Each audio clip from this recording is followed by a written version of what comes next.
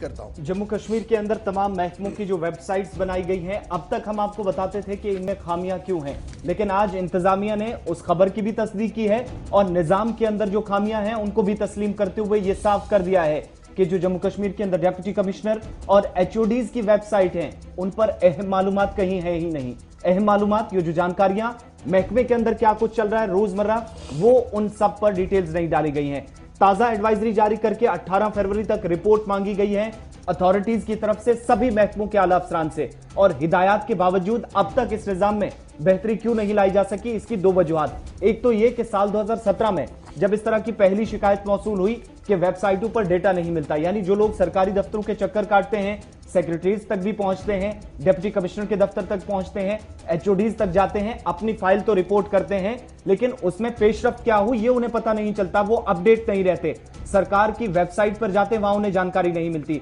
इस शिकायत मिलने के बाद साल 2018 में अप्रैल के महीने आते आते गवर्नर हाउस से भी 2 बार जम्मू कश्मीर के अंदर, जहां पर 2 बार हिदायत दी जा चुकी थी कि कुछ दिनों के अंदर, यानी जब यह शिकायत पहुंची तो तकरीबन 1 से 2 हफ्तों के अंदर इन सभी शिकायत का इजाला हो और जो वेबसाइट्स की खामियां हैं उनको अपडेट किया जाए, यह हिदायत महकमों को दी गई। लेकिन आज 2021 में, जो पिछले दिनों हमने आपको बताया था कि सूबाई इंतजामिया की वेबसाइट में भी इस तरह की कमियां सामने आई है, आज उसकी तस्दीक खुद लगभग इंतजामिया ने कर दी है कि डिप्टी कमिश्नर एचओडीज की जो वेबसाइट है वहां पर जो अहम जानकारी होनी चाहिए थी, दिन भर क्या होता है, शाम को वहां पर डिटेल्स मिलती नहीं, इसकी तस्दीक अब इंतजामिया ने भी खुद कर दी। यानी आपको इस बात से अंदाजा लग सकता है कि ऊपर से आदेश जरूर आते हैं, हुक्मनामा जारी होता है, लेकिन अमलाने वाला, उसको इंप्लीमेंट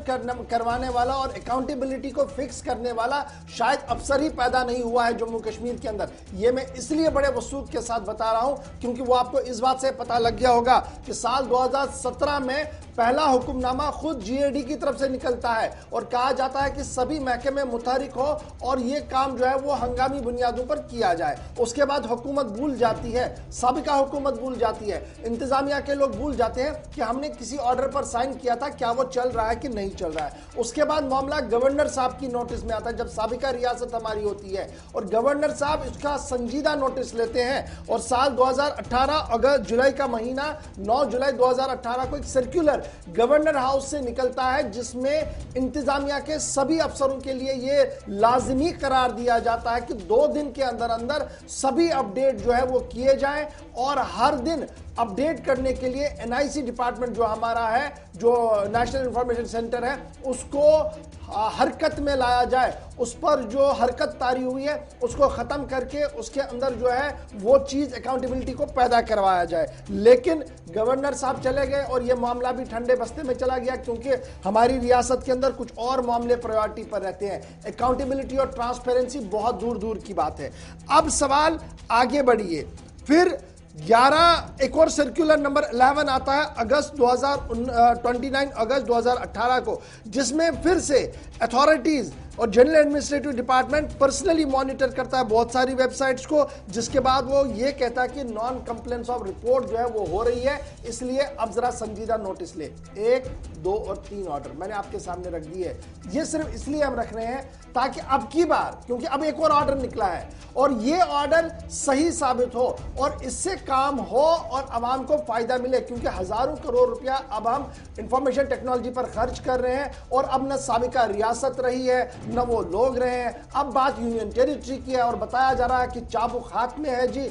जो भी काम नहीं करेगा उसको काम करवाया जाएगा। तो याद रखिएगा अब की तारीख जो है ये फरवरी 18, 2021 है और कहा गया है कि जितनी भी कंप्लेंट्स हैं, जितने भी मामला वेबसाइट्स को लेकर है, जो भी खामियां हैं, इसे 18 फरवरी 2021 तक मुकम्मल करके जनरल एडमिनिस्ट्रेटिव डिपार्टमेंट में दे दीजिए। इस उम्मीद के साथ कि फरवरी के बाद जब हम 19-20 फरवरी को आए आपके सामने खबर करें तो दिल खुश हो कि एडमिनिस्ट्रेटिव पार्ट पर हर एक चीज आपको on the click of the button मिलेगा, ऑनलाइन सिस्टम भी मिलेगा, आपको राइट टू इंफॉर्मेशन भी मिलेगा और जो चीज आप देखना चाहते हैं, लेना चाहते हैं, वो आपको अवेलेबल होगी। ये नहीं होगा कि कमिश्नर सेक्रेटरी साहब 3 महीने पहले ट्रांसफर हुए, आज भी उसकी तस्वीर बहुत सारे वेबसाइट्स पर है। एक अफसर पिछले कई दिनों से छुट्टी पर है, वो नाराज होकर चले गए हैं, लेकिन अभी भी ये कहा जा रहा है कि ना वो तो काम कर रहे हैं और कल भी ऑफिस में थे, इस तरीके की अगर बातें होंगी तो शायद ये अकाउंटेबिलिटी का सवाल नहीं होता है, ये क्रेडिबिलिटी का सवाल भी होता है। और अकाउंटेबिलिटी और क्रेडिबिलिटी पर सवाल इस वक्त सिविल सेक्रेटरीट पर है, क्योंकि चाबी वहां पर है। अगर सही तरीके से उसको घुमाई जाए, सही तरीके से सेल्फ गाड़ी को लगाया जाए तो ये गाड़ी दौड़ सकती है। इसलिए सबसे बड़ी जिम्मेदारी चीफ सेक्रेटरी साहब, उसके बाद उसके नीचे मातहत अमला, उसके बाद डिप्टी कमिश्नर्स को भी अपने मातहत अमले को मुतहरिक करना होगा। ये नहीं चलेगा जी कि हमारे पास 2G 4G है।